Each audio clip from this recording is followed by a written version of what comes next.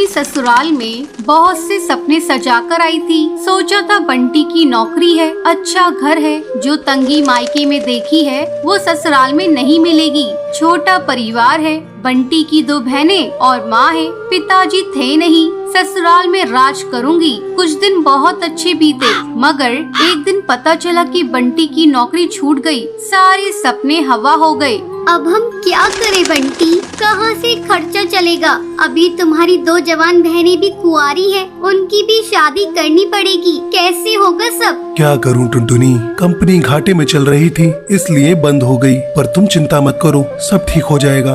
2 साल बीत गए मगर बंटी को कहीं काम नहीं मिला। जो जमा पूंजी थी उससे एक बहन की शादी कर दी। कुछ दिनों बाद टुनटुनी को एक बेटी हुई। टुनटुनी की चिंता और ज्यादा बढ़ने लगी। बंटी, अब हमारी बेटी हो गई है, अपनी इच्छाएं तो मैं मार भी लूं, पर बच्चे की जरूरतें वो तो पूरी करनी ही पड़ेगी ना। जानता हूँ, कोशिश कर तो रहा हूँ। और 1 साल बाद टुनटुनी ने एक और बेटी को जन्म दिया। बंटी की माँ बोली, बंटी, तेरी एक बहन की शादी तो हो गई, मगर बेटा अभी दूसरी भी है, उसका क्या होगा? माँ, ये घोंसला बेच देते हैं, कुछ दिन किराए पर रह लेंगे। मैं क्या करूँ, दिन रात कोशिश में लगा रहता हूँ, पर कहीं काम मिल ही नहीं रहा। बंटी, बहनों के लिए आप मकान बेच रहे हो, हमारी भी 2 बेटियां हो गई है, उनके लिए क्या बेचोगे? टुनटुनी, मैं पढ़ा लिखा हूँ, तुम क्या सोचती हो कि मैं अब ठेला लगाऊंगा? ये मुझसे नहीं होगा। टुनटुनी रोने लगी और बोली,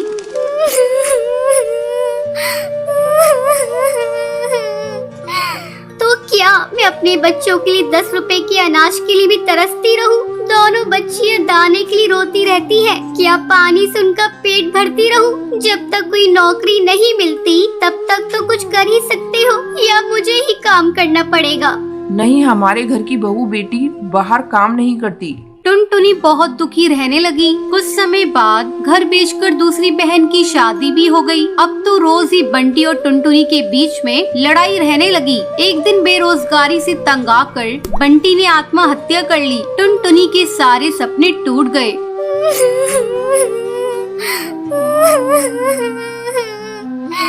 मैं बिल्कुल अकेली हो गई हूँ। अब जिम्मेदारी टुनटुनी के सर पर थी। बूढ़ी सास, अपनी 2 बेटियां और घोंसले का किराया। कुछ आसपास के पक्षी गरीब समझकर बच्चियों को पुराने कपड़े और खाना देकर मदद कर दिया करते थे। टुनटुनी अपनी सास से बोली, माँ, 2 महीने गुजर गए, जो घर का पैसा बचा था वो सब खर्च हो गया। अब मुझे ही कोई काम करना पड़ेगा। जिस गरीबी में हमारे दिन कट रहे हैं, मैं नहीं चाहती कि मेरी बच्चियाँ भी गरीबी में दिन गुजारे। मगर तू करेगी क्या बहू? अपना कुछ काम करने के लिए पैसे भी तो चाहिए।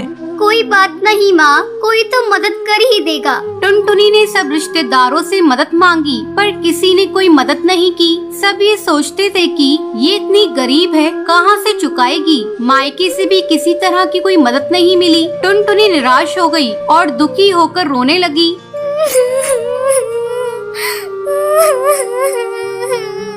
मैं अपने बच्चों को भूखा नहीं मरने दूंगी, कुछ ना कुछ करूंगी, पर इतने पैसों में क्या काम करूं? एक दिन उसे उसके ही जंगल का एक चिड़ा गोलू मिला। वो टुनटुनी की शादी से पहले टुनटुनी को बहुत पसंद करता था, लेकिन उससे कभी कुछ कह नहीं पाया था। अरे टुनटुनी, कैसी हो तुम? और यहाँ कैसे? और ये क्या हाल बना रखा है तुमने अपना? गोलू, मैं ठीक हूँ, यहाँ पास में ही मैं किराए पर रहती हूँ। मगर पति तो नौकरी करते थे, फिर किराए पर कैसे?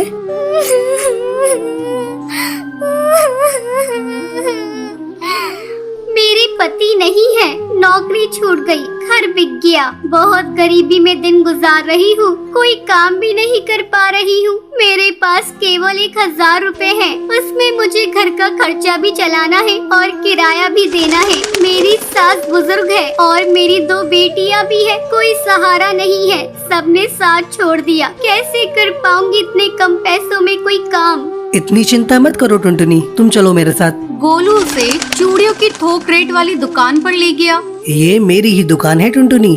फ्री में देकर तुम्हारे आत्मसम्मान को ठेस नहीं पहुंचाना चाहता, इसलिए ये 1000 रुपए की चूड़ियां दे रहा हूँ। बाजार में इनकी कीमत बहुत ज्यादा है, पर मैं तुम्हें ये आधे रेट में दे रहा हूँ। लेकिन तुम इन्हें 20 रुपए दर्जन बेचना। ये बहुत सुंदर चूड़ियां हैं, पहले कम बेचना और जैसे ही मुनाफा दिखाई दे 30 रुपए दर्जन बेचना। टुनटुनी बहुत खुश हुई। उसकी सारी परेशानी का हल जो उसे मिल गया था, वो चूड़ियाँ बेचने लगी। चूड़ी ले लो, चूड़ी रंग बिरंगी चूड़ी ले लो, सुहागों वाली चूड़ी ले लो।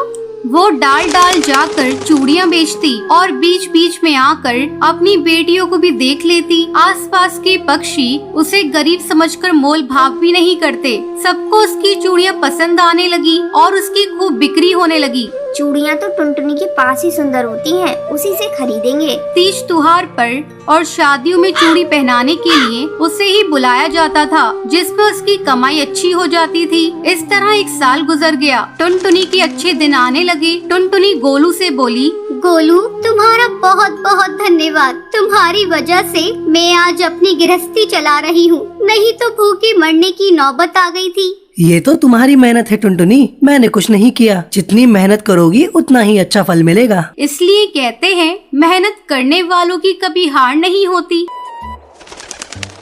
बंटी कबूतर की बीवी टुनटुनी की हाइट काफी छोटी थी। वो इतनी नाटी थी, जंगल के पक्षी उसका कई बार मजाक बनाते थे। टुनटुनी, तेरे लिए तो मुझे किचन में टेबल रखना पड़ेगा। माँ जी, इतनी भी नाटी नहीं हूँ मैं। और हाँ, हील्स पहनकर तो आपकी जितनी आ जाती हूँ। अरे, तेरे पापा ने महंगी मोटर का लालच दे दिया, वरना तो मेरे बेटे के लिए ये लंबी लंबी चिड़ियों की लाइनें लगी थी। क्या बताऊं तुझे, कटरीना फेल थी उनके सामने। पर माँ जी, आपका बेटा भी कौन सा हाइट में अभिषेक बच्चन है जो कटरीना मिल जाती। वैसे भी मेरी और इनकी जोड़ी तो राम सीता की जोड़ी है, राम सीता की। एक दिन सभी खाना खा रहे होते हैं। माँ, दाल बहुत अच्छी बनी है, जरा और देना। रुको जी, मैं लेकर आती हूँ, किचन में है। वैसे भी मैं खड़ी ही हूँ। ये सुनकर सास हंसने लगती है। तुम खड़ी हो या बैठी, एक ही बात है। बस कीजिए जी, अभी हील्स नहीं पहनी है मैंने। वैसे भी हील्स पहनती हूँ तो आपके बराबर लगती हूँ। एक दिन टुनटुनी सब्जी लेने बाहर निकलती है तो पड़ोसन कहती है, देखो देखो कितनी नाटी है। रंग तो दिखने में ठीक ठाक था, हाइट भी ठीक ठाक थी, फिर क्या जरूरत थी ऐसी नाटी बहू लाने की। दहेज बहन दहेज, अंधे हो गए थे पैसों के पीछे, अब करे जग हंसाई।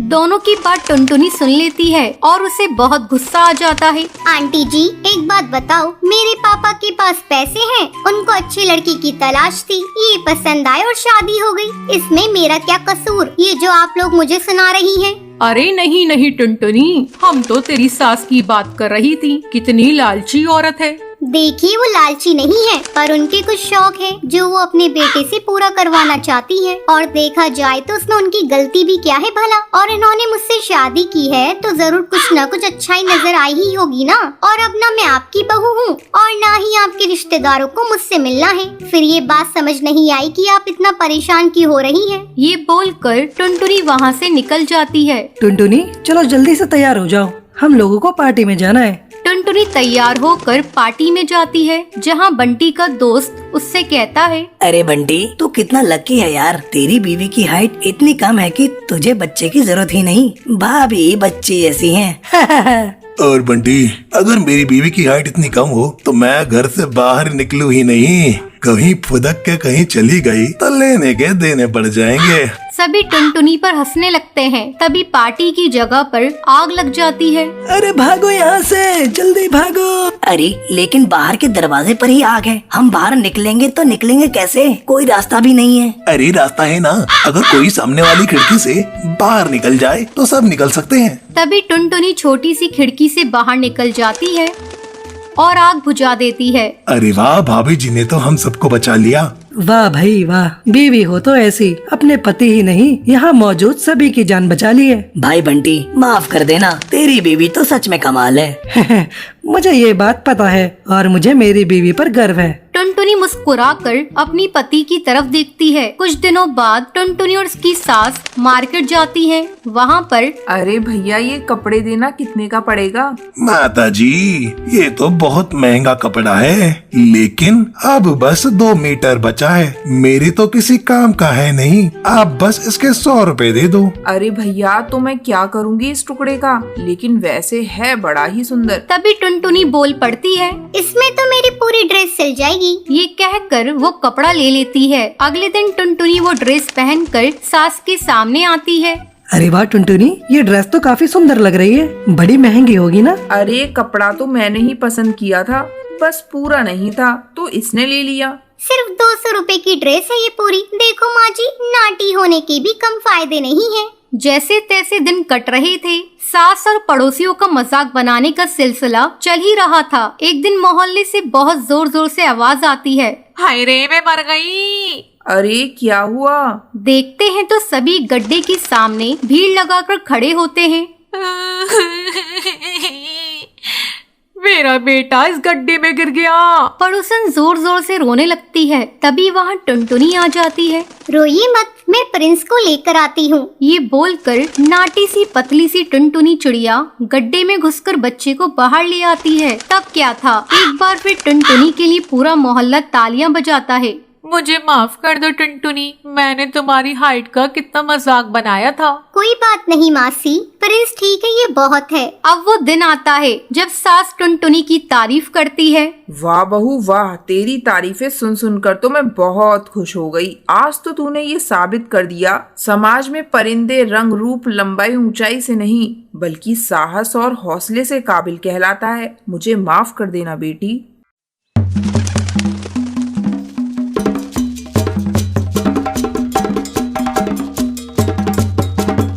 बहुत समय पहले की बात है। चंपकवन जंगल में भूरी नाम की चिड़िया रहा करती थी। उसके माँ बाप उससे बहुत नफरत किया करते थे क्योंकि वो काली थी। एक सुबह, भूरी, तू मेरे सामने सुबह सुबह मत आया कर, बिल्कुल चुड़ैल लगती है।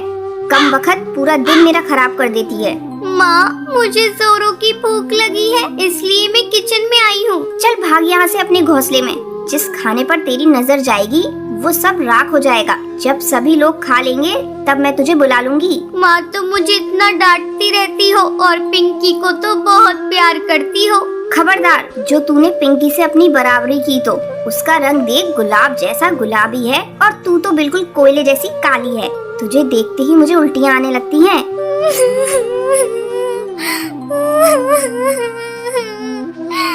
अपनी माँ की कड़वी बातें सुनकर भूरी रोती रोती अपने घोंसले में चली जाती है। जब सभी परिवार के पक्षी खाना खा लेते हैं तब उसकी माँ उसे बुलाती है। अरे करमजली, आकर खा ले और उसके बाद सारे बर्तन धो देना। ठीक है माँ। जब भूरी खाना खाने आती है,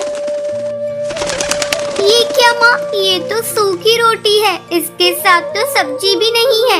यही बचा है खाने को, तुझे खाना है तो खा, नहीं तो भूखी मर। किसी तरह भूरी सूखी रोटी खाती है।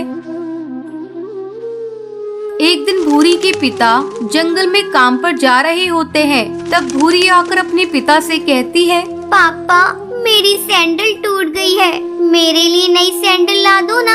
अरे भाग्यवान, कहाँ हो तुम? जल्दी हटाओ इस काली लड़की को मेरे आंखों के सामने से। सुबह सुबह इसका चेहरा देख लिया, अब पता नहीं मेरा आज का दिन कैसा गुजरेगा।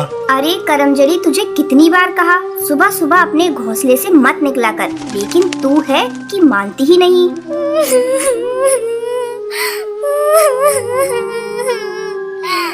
मैं इतनी बुरी हूँ तो मैं ये घर छोड़कर चली जा रही हूँ। हाँ हाँ, चली जा, तेरे चले जाने से यहाँ किसी को फर्क नहीं पड़ेगा। कम से कम तुझसे पीछा तो छूट जाएगा।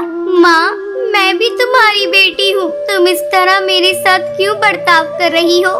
देखना, एक दिन तुम्हें इसी बेटी पर गर्व होगा। इतना कहकर भूरी घर छोड़कर चली जाती है। भूरी भटकती भटकती पास के एक जंगल में पहुंचती है। धूप के कारण उसके नंगे पैर में छाले पड़ जाते हैं।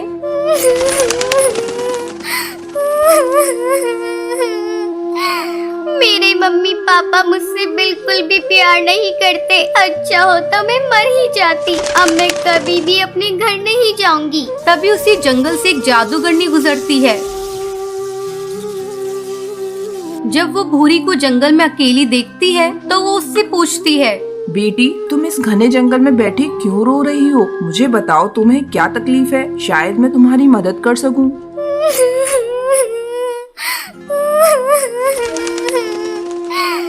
जादूगरनी, ये देखो मेरे पैरों में छाले पड़ गए हैं। मेरे मम्मी पापा मुझसे बिल्कुल भी प्यार नहीं करते, इसलिए मैं अपना घर छोड़कर यहाँ आई हूँ। ये सब मेरे काले रंग से नफरत करते हैं। बेटी तुम चिंता मत करो, मैं तुम्हें एक जादुई सैंडल देती हूँ, जिसे पहनते ही तुम बहुत ही खूबसूरत हो जाओगी। फिर वो जादूगरनी भूरी को एक सैंडल देती है।